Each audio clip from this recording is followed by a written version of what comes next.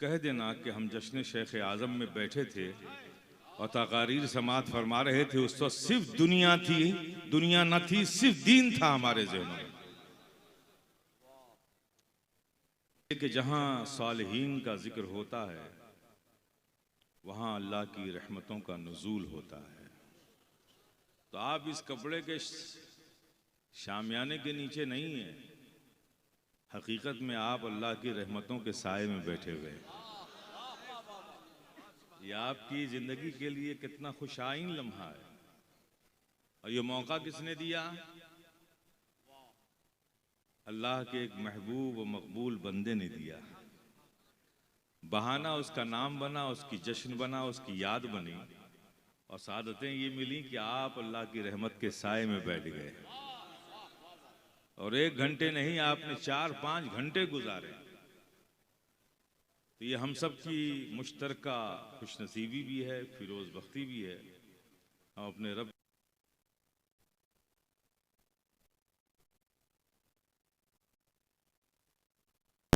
और हमारे दिलों में अपने महबूबीन की मोहब्बत को डालता है। वो मोहब्बतें हमें खींच कर ऐसी महफिलों में ले आती हैं और हमारा वक्त ऐसा गुजरता है कि जहाँ सिर्फ दीन होता है, जहाँ दुनिया नहीं होती। हजरात, तकरीर आपने समात फरमाई मुफ्ती मोइनुद्दीन साहब क़िबला से, और अभी आपको फिर सुननी है जनाब सैयद अमीनुद्दीन साहब क़िबला की तकरीर, अमीरुल क़ादरी साहब की तकरीर सुननी है आपको। जाहिर है कि आप सबको पता है कि हुजूर शेख आज़म मेरे वालिद गिरामी थे। मैं सिर्फ एक बात कहना चाहता हूँ।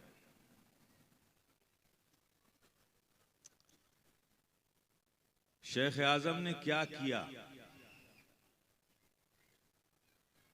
दुनिया से क्या लिया और दुनिया को क्या दिया। मैं सबको देता हूं, एक ऑफर करता हूं, आइए। अल्लाह अपने महबूब बंदों से जब कोई काम लेता है ना, तो उसकी तबीयत भी बदल देता है, उसकी सोच भी बदल देता है, उसकी जिंदगी भी बदल देता है। शेख आज़म की पूरी जिंदगी का मुताला कर लो, उन्होंने सिर्फ दिया ही है, लिया कुछ नहीं है। अगर वो भी लेते होते तो 2-4 शहरों में उनके भी कुछ फ्लैट्स होते, कुछ प्रॉपर्टी होती, कुछ जायदाद होती, कुछ मकानात होते। मैं पूरी जिम्मेदारी से कहता हूँ कि शेख आज़म के वसाल के बाद, जिसे कहते हैं ना विरासत में, हमें सिर्फ अपना एक आबाई मकान मिला है जो कि जोशे में है। न कोई ज़मीन है, न कोई जायदाद है, न कोई प्रॉपर्टी है। और आपसे भी मैं कहता हूं कि मेरी इस बात को आप गलत साबित कर दीजिए,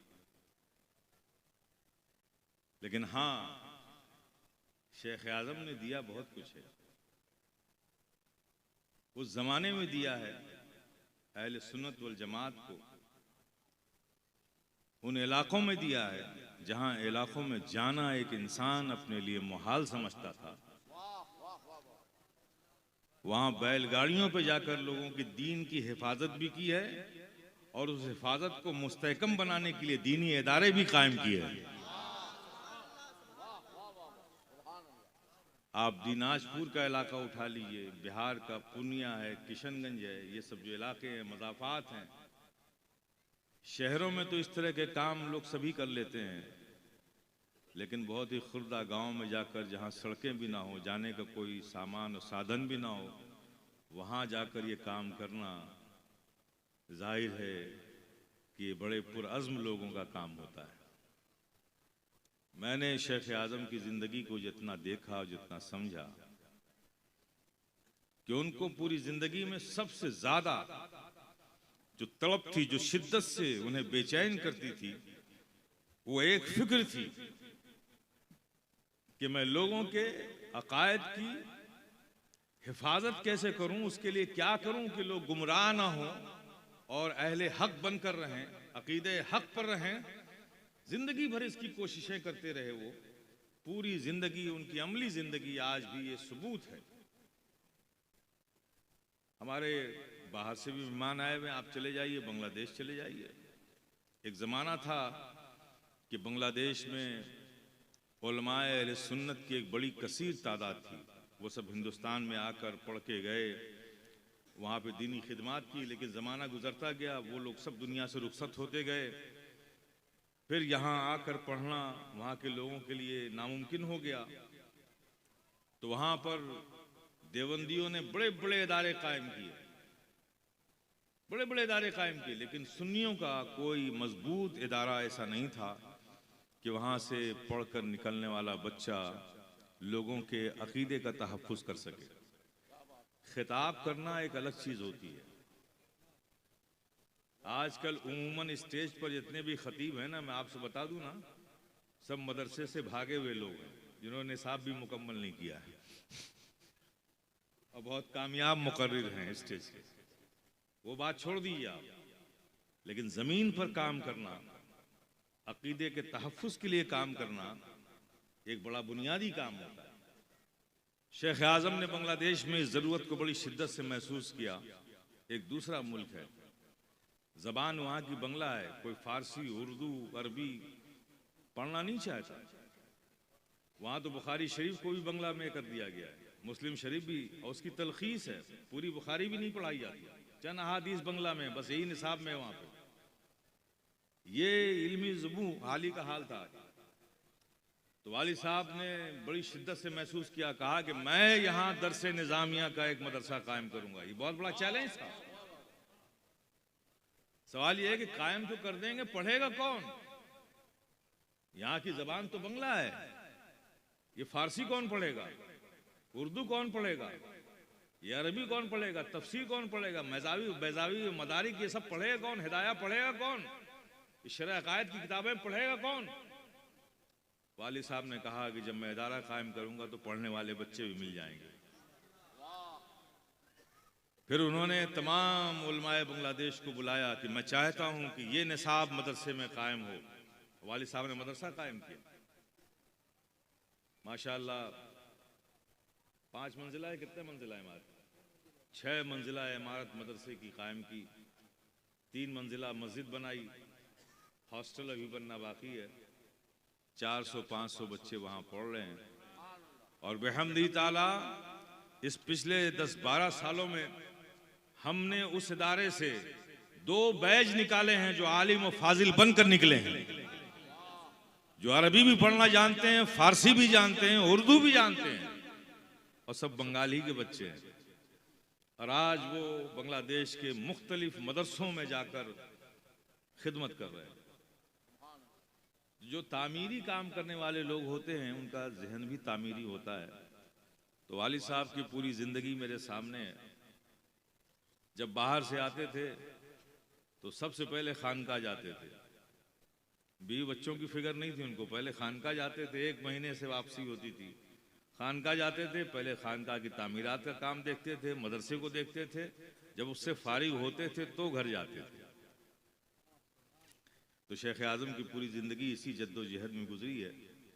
और जाहिर है कि जब अल्लाह के दीन के लिए, अल्लाह की रज़ा के लिए, राह मौला में, रज़ाए मौला के लिए कोई ज़िंदगी गुजारता है तो फिर अल्लाह पाक उसके दर्जात में बुलंदी अता फरमाता है। ये एक जीती जाती तस्वीर, नारों से शख्सियतें नहीं बनती हैं, वरना जब तक शख्सियतें जिंदा होती हैं नारे जिंदा रहते हैं, शख्सियतें दुनिया से गुजर जाती हैं, नारे भी धीमे पड़ने लगते हैं। वही शख्सियतें जिंदा रहती हैं जो रब की बारगाह में मकबूल होती हैं, जो रब की बारगाह में मकबूल होती हैं, तो फिर उनकी मोहब्बत, उनकी ताजीम, उनकी तकरीम हर मोमिन के कल्ब पर रब इल्का कर देता है। आज शेख आज़म नहीं है, लेकिन आपके दिलों में उनकी मोहब्बतें हैं, ये उनकी महबूबियत की अलामत है।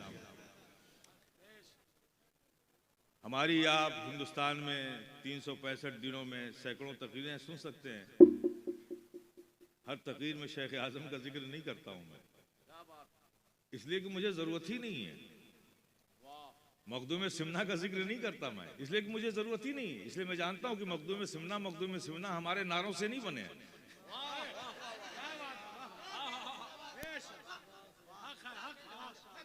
शेख आज़म हमारे नारों से नहीं बने, मखदूम मशाइख सरकार कला हमारे नारों से नहीं बने, हम शबीए गौसुस्तकलाइन आला हजरत शफी मियाँ हमारे नारों से नहीं बने। वो बने हैं रब की बारगाह में मकबूल महबूब होने से, और जो रब की बारगाह में मकबूल महबूब हो जाता है, अल्लाह पाक फिर हर मोमिन के दिल पर उसकी मोहब्बत को इल्का कर देता है। यही वजह है कि हमने गौसे आजम को तो नहीं देखा, न गौसे आजम को देखा है, न गौसे आजम को सुना है, न वो जमाना पाया है, लेकिन कौन ऐसा मोमिन बंदा होगा जिसके कल्ब में गौसे आजम की मोहब्बत ना होगी, उनकी ताजीम ना होगी, उनकी तकरीम ना होगी। हम आप समझते हैं कि गौसे आजम के जिक्र से गौसे आजम को लोगों ने जाना, जनाब वाला ये बात नहीं है। जो मोमिन होगा अल्लाह के इन महबूबीन की मोहब्बतें उनके सीनों में होंगी। हाँ, मुनाफिक इससे महरूम है। मुनाफिक अगर किसी की मोहब्बत का दावा करते हैं और किसी से मोहब्बत नहीं करते, उससे नफरत या उससे बेजारी का इजहार करते हैं, तो जिससे दावा करते हैं उसकी भी मोहब्बत नहीं है उनको।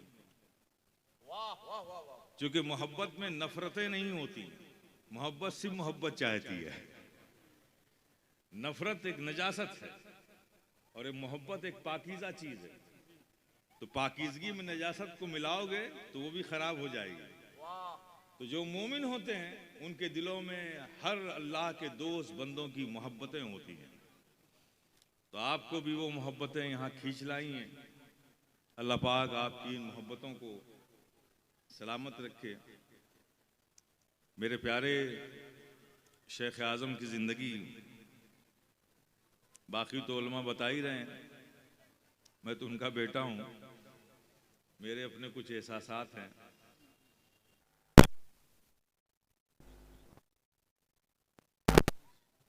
मैं तबीयतन और मिजाजन कतान शख्सियत परस्त नहीं हूँ।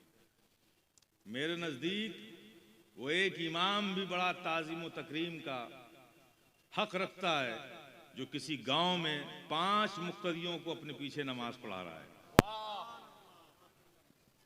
दीन के ऐसे खादिम की भी मैं ताज़ीम करता हूँ। तो बज़ाहिर जिसकी खिदमतें होती हैं दीन के हवाले से, वो सब बाइस ताज़ीम व तकरीम होते हैं। और मेरा यही मिजाज है कि मैं उनकी इज्जत भी करता हूँ, उनकी ताज़ीम भी करता हूँ। तो शेख आज़म की ज़िंदगी जो मैंने अमली ज़िंदगी देखी, एक जुनून था उनका दीन और सुन्नियत के हवाले से। मदरसे कायम करो, बच्चों में इल्मी ज़ौक़ पैदा करो, सुन्नियत का मुबल्लिग बनाओ इन्हें। और शेख आज़म क्वांटिटी के कायल नहीं थे, वो क्वालिटी के कायल थे। बच्चों को आलिम दीन बना दो सिर्फ पगड़ी बांधकर, और वो किसी सलाहियत के मालिक ना हो तो आपने उनके तो हाथ पैर बांध दिए। अगर वो आलिम ना होता तो मजदूरी करके घर चला लेता, ईंटें उठाकर घर चला लेता। आपने आलिम बना दिया तो वो ईंटें भी नहीं उठा सकता। शेख आज़म फरमाते थे कि मदरसे में जिन बच्चों को दाखिला लिया जाता है, अब हमारी जिम्मेदारी है कि उनको ऐसा पुख्ता आलिम बनाया जाए कि वो आलिम बनने के बाद अल्लाह का शुक्र अदा करें कि मैं आलिम हूँ। उनको पछतावा ना हो कि मैं आलिम होकर के मेरी सारी ज़रूरतों की तकमील के लिए मेरे हाथ पैर बन गए हैं। तो ये उनकी सोच थी मेरे प्यारे, और उनकी अमली ज़िंदगी की ज़िंदा मिसाल आप जाके पूर्वांचल के इलाके में, दिनाजपुर के इलाके में, यूपी के बहुत से इलाकों में आप जाके देख लिए कितने मदरसे कायम किए हुए हैं। घर तो नहीं बनाया, घर तो आज भी वैसे ही हमारा है जैसे पहले था, उसमें कोई तामीर नहीं है, लेकिन मदरसे कितने बना डाले, खानकाहें कितनी बना डाली, मस्जिदें कितनी बना डाली, आप शुमार कर सकते हैं मेरे प्यारे। तो ये अल्लाह के महबूब बंदों की अलामत होती है। जहाँ एक इंसान किसी ऐसे काम को, दीन के काम को करना अपने लिए नामुमकिन समझे, औलिया किराम की शान ये होती है कि औलिया किराम उस माहौल में पहुंचकर और दीन के अहकाम और दीन का काम करके दुनिया को ये बताते हैं कि ये इस्लाम है। इस्लाम, इस पर अमल करना, दीन की अशात करना, अहकाम पर अमल करना हर जमाने में मुमकिन है, हर मकाम पे मुमकिन है, हर दौर में मुमकिन है। यह औलिया किराम का खास काम है, खास काम है मेरे प्यारे। ये मैसेज देते हैं कि जहां एक आम मुसलमान किसी ऐसे इलाके में, ऐसे माहौल में, ऐसे जमाने में, ऐसी जगह पर ये महसूस करे कि यहाँ पर दीन का काम करना, यहाँ पर अहकाम की अदायगी करना हमारे लिए नामुमकिन है, तो औलिया कराम का प्यारे बस काम वहीं से शुरू होता है। वो ऐसे माहौल में, ऐसे मकाम पर पहुंचकर और इस्लाम के अहकाम पर, इस्लाम का काम करके, दीन का काम करके दुनिया को ये पैगाम देते हैं कि मेरे प्यारे सुनो, ये इस्लाम है, इस्लाम, इस पर अमल करना अरब में भी मुमकिन है, कुवैत में भी मुमकिन है, बहरैन में भी मुमकिन है, यूनाइटेड अरब इमारत में भी मुमकिन है, कतर में भी मुमकिन है, तो रशिया में भी मुमकिन है, जापान में भी मुमकिन है, स्विट्जरलैंड में भी मुमकिन है, स्विट्जरलैंड की बर्फपोश पहाड़ियों पर भी मुमकिन है, टोक्यो जापान में भी मुमकिन है, बीजिंग चाइना में मुमकिन है, हांगकांग में मुमकिन है। ये इस्लाम है, इस्लाम, इस पर अमल करना हिंदुस्तान में भी मुमकिन है, इस गोविंदपुर की सरजमीन पर भी मुमकिन है, आगरा में भी मुमकिन है, काशी में भी मुमकिन है, मथुरा में भी मुमकिन है, अयोध्या में भी मुमकिन है। ये इस्लाम है, इस्लाम, इस पे अमल करना हर जमाने में और हर जगह मुमकिन है, किसी जमाने में नामुमकिन नहीं। ये औलिया इकराम का खास काम होता है मेरे प्यारे। इस तनाजुर में आप शख्सियात का जायजा लें, शख्सियात का जायजा लें। अब ये आज का दौर है,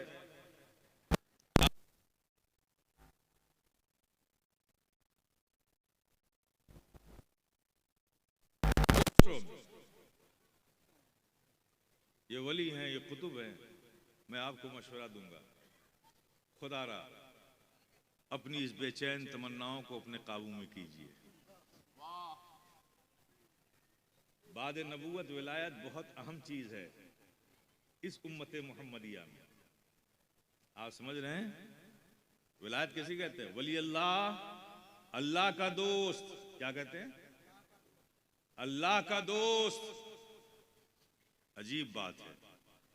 ये तो वही बात हो गई अजीब सी कि आप सड़क पर निकलिए और कहिए कि ये महमूद मियाँ का दोस्त है। कमाल है भाई, मेरा दोस्त मैं बनाऊंगा कि आप बनाएंगे? बोलो ना मेरे प्यारे, आप बनाओगे मेरा दोस्त कि मैं बनाऊंगा? तो अल्लाह का दोस्त अल्लाह बनाएगा कि आप बनाओगे? अल्लाह बनाएगा तो फिर आप क्यों बनाते फिर रहे हो? आप क्यों बनाते फिर रहे हो? मेरे प्यारे, ये काम रब का है जिसे वो कबूल कर ले। अल्लाह का दोस्त, उसकी कबूलियत की अलामत क्या है? जिस भी अल्लाह के ऐसे बंदे की मोहब्बत मोमिनों के सीनों में पैदा हो जाए, समझ लो वो मकबूल बंदा है, वो महबूब बंदा है। आपको बनाने की जरूरत नहीं है।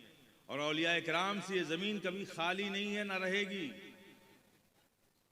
ये अलग बात है कि आप वहां तक पहुंचे या ना पहुंचे। चाइना ने बेशुमार सामान बना डाले हैं। जो जापान बनाता है उसकी डुप्लीकेट चाइना फौरन बना देता है, और जापान से ज्यादा चाइना का माल मार्केट में होता है। लेकिन चाइना के प्रोडक्ट से ये मतलब थोड़ी कि जापान ने बनाना बंद कर दिया। ये अलग बात है कि जापान के माल तक रसाई बहुत कम लोगों की है, चाइना के माल की तरफ ज्यादा लोग भागते हैं। ऐसे ही मेरे प्यारे, इस रुए जमीन पर औलिया इकराम की कमी नहीं है, हैं। इसलिए कि अगर औलिया इकराम इस जमीन पर ना हो तो याद रखो कि जब तक अल्लाह का एक दोस्त बंदा इस रुए जमीन पर है, कयामत नहीं आएगी। और अभी कयामत नहीं आई है, तो इसका मतलब दोस्त बंदा है। और इन दोस्त बंदों की जरूरत यह है कि जब तक एक भी इंसान इस जमीन पर जिंदा है, एक भी इंसान, अल्लाह के दोस्त बंदों की जरूरत बाकी है, बाकी है। ये जो लोग कह देते हैं ना, कहते हैं ना, एक पर्दा डाल दिया है लोगों ने कि अल्लाह को पहचानना आसान है, वलियों को पहचानना आसान नहीं। किस एतबार से पहचानना आसान नहीं? अगर वली पहचानने की चीज ही ना हो तो हमारे काम किस आएगी? अगर वली को पहचानेंगे नहीं तो फिर विलायत हमारे किस काम की? तो मेरे प्यारे ये गलत है। ये बात सही है कि वलियों को पहचानना आसान नहीं, वलियों को उनके मकाम के एतबार से पहचानना आसान नहीं, इसलिए कि वली को वली ही पहचानता है, उसके मकाम को वली पहचानता है। लेकिन अगर वली को पहचानेंगे ही नहीं तो फिर विलायत हमारे किस काम की। मेरे प्यारे, अल्लाह ने किसी भी चीज को हमारी अक्लों पर, हमारी समझ पर नहीं छोड़ा है। ये दीन मुकम्मल हो चुका है, ये दीन मुकम्मल कर दिया गया है। जिंदगी के किसी भी पहलू में आपको दीन के मामलात में अपनी तमन्नाओं और ख्वाहिशात और अपनी अक्लों से सोचने की जरूरत नहीं है। दीन ने मुहर लगा दी है, तुम्हारी तमन्नाओं पे कुछ नहीं छोड़ा है। हम पहचाने कैसे? तो आगे ही कुरान में अल्लाह इरशाद फरमाता है कि ये तो मेरे दोस्त हैं जिन्हें कोई खौफ नहीं, जिन्हें कोई गम नहीं। मौला वो कौन लोग हैं? मौला वो कौन लोग हैं जो तेरे दोस्त हैं? तो कुरान ही कहता है अल्लज़ीना आमनू व कानू यत्तकून, ये वो लोग हैं जो ईमान लाए और जिंदगी के हर लम्हा मुझसे डरते रहे। जिंदगी के हर लम्हा मुझसे डरते रहे। अब आप किसी को आसमानों में उड़ता हुआ देख लीजिएगा तो वली मत कह दीजिएगा धड़ से, जो आदत है आपकी। ये छू छा हु हा, आंख लाल पीली करना, केले हाथ में निकाल देना, गायब कर देना, ये सब शोभदे तो सड़कों पे दिखाए जाते हैं। ये विलायत नहीं है, ये दोस्त बंदों का काम नहीं है। एक वली अपनी विलायत को इस कदर छुपाता है, जितना आप अपने सतरे औरत को छुपाने का एहतमाम करते हैं ना, उससे ज्यादा एक वली अपनी विलायत को छुपाता है। क्यों? कि अगर उसकी विलायत और उसकी करामत को आप जान लेंगे, देख लेंगे, तो आप तो कमजोर अकीदे के लोग हैं ना, फिर सब कुछ उसी को मान के उसी के इर्द गिर्द घूमने लाने लगेंगे। और वली दुनिया में आता है भटको हुओं को रब से मिलाने के लिए। वो किस लिए आता है? भटको हुओं को रब से मिलाने के लिए। और आप कमजोर हैं, अगर ये जान जाएं कि ये अल्लाह का वली बंदा है तो आप उसी के इर्द गिर्द जमा हो जाएंगे, रब को भूल जाएंगे। इसलिए एक वली अपनी करामत को छुपाता है, अपने मकाम को छुपाता है, क्योंकि वो तो आया ही है आपको रब से मिलाने के लिए। तो मेरे प्यारे, तो किसी को आसमान में उड़ता हुआ देखना तो फौरन वली ना कह देना, बल्कि ये देखना कि वो ईमान वाला है कि नहीं।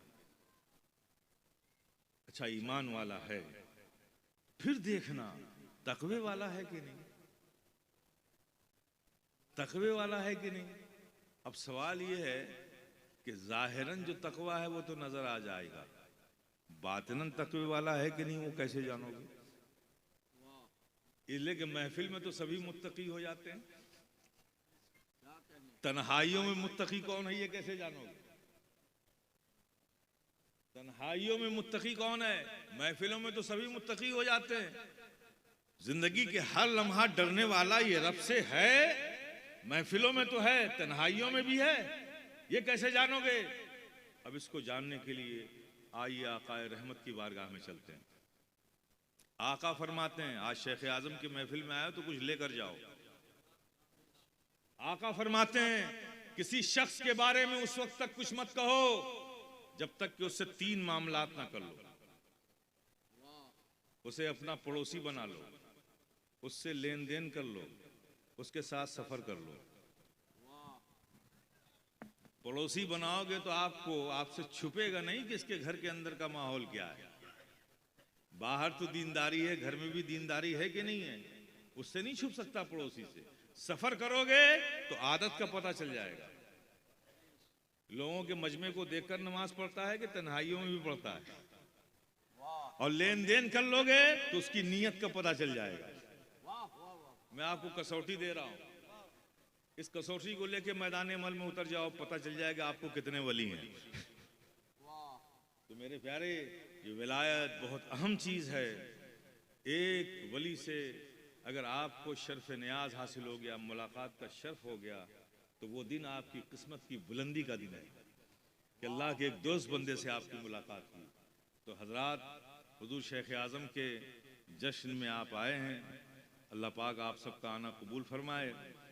मेरे वालिद थे, मैंने उनकी ज़िंदगी देखी है, बड़ी फ़कीराना ज़िंदगी थी। कोई लालच नहीं, दुनिया की हाजत नहीं, दुनिया से रग़बत नहीं, बिल्कुल एक फ़कीराना ज़िंदगी। अगर कुछ फिक्र थी तो बस दीन और सुन्नियत की फिक्र थी। इदारे कायम करते रहे, बच्चों को नसीहतें करते रहे, तालीम व ताल्लुम का बच्चों का इंतजाम करते रहे। इसी में पूरी ज़िंदगी आपने गुजार दी, इसी में पूरी ज़िंदगी गुजारी। सूफी मीज़ानुर रहमान साहब बांग्लादेश के हैं।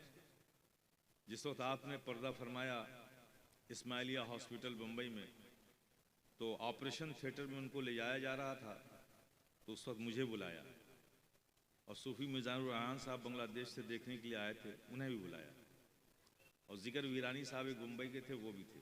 अब आप सोचिए कितना वो वक्त होता है ऐसा, लोग अपनी औलादों के लिए, घर के लिए वसीयतें करते हैं ना। शेख आज़म क्या फरमा रहे हैं कि सूफी साहब वो मदरसा अभी मुकम्मल नहीं हुआ है, अगर मैं जिंदा रहा तो इंशाअल्लाह मैं करूँगा, अगर मैं नहीं रहूँगा तो ये महमूद मियाँ ये करेंगे, आप लोग इनका साथ दीजिएगा। ये उनके वो आखिरी जुमले थे जो हमने सुने। उसके बाद ऑपरेशन थिएटर में गए, ऑपरेशन हुआ, फिर अल्लाह ने उतनी ही जिंदगी रखी थी, वो पर्दा फरमा गए। हमने आखिरी वक्त में उनके सिर्फ ये 3 जुमले सुने, 3 जुमले सुने। जिगर वीरानी से फरमाया कि जाम शब का ख्याल रखना और महमूद मियाँ का साथ देना, ये मिशन हमें बहुत आगे तक ले जाना है। मैं जिंदा रहा तो करता हूँ, करता रहूँगा, अगर नहीं रहूँगा तो तुम लोग साथ देना। और सूफी साहब से फरमाया बांग्लादेश में जो मदरसा कायम किया है उसके लिए आप साथ दीजिएगा, ताकि वो सुन्नियत का एक मजबूत किला बने। ये हमारे वालिद की ज़िंदगी थी कि उस आखिरी वक्त में न उन्हें बीवी का ख्याल, न बच्चों का ख्याल, न उनके मुस्तकबिल का ख्याल। अगर ख्याल है तो सिर्फ दीन सुन्नियत का ख्याल है, दीन की अशात का ख्याल है। मैंने ये देखा है और मैंने ये महसूस किया है। और बिहम्दी ताला ये फ़कीर शफ़ी गदाए जिलानी भी उसी राह पर चलने की कोशिश कर रहा है। आप सब दुआ कीजिए कि मौला करीम हमें साबित कदम रखे, हमें इस्तिक़ामत अता फरमाए। मैं भी अपने वालिद की ज़िंदगी को अपने सामने रखकर अपनी ज़िंदगी गुजार सकूं। अल्लाह पाक हमें ऐसी तौफ़ीक़ अता फरमाए। व आखिर दावाना अल्हम्दुलिल्लाहि रब्बिल आलमीन।